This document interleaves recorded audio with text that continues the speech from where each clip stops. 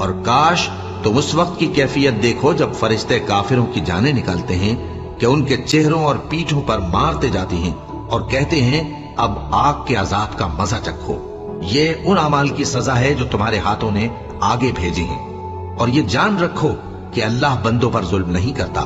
जैसा हाल फिरौनियों और उनसे पहले लोगों का हुआ था वैसा ही इनका हुआ कि उन्होंने अल्लाह की आयतों से कुफ्र किया तो अल्लाह ने उनके गुनाहों की सजा में उनको पकड़ लिया।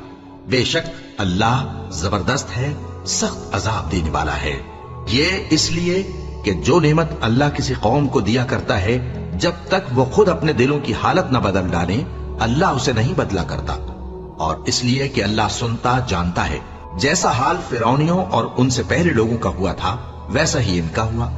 उन्होंने अपने परवरदिगार की आयतों को झुटलाया तो हमने उनको उनके गुनाहों के सबब हलाक कर डाला और फिरौनियों को डुबो दिया और वो सब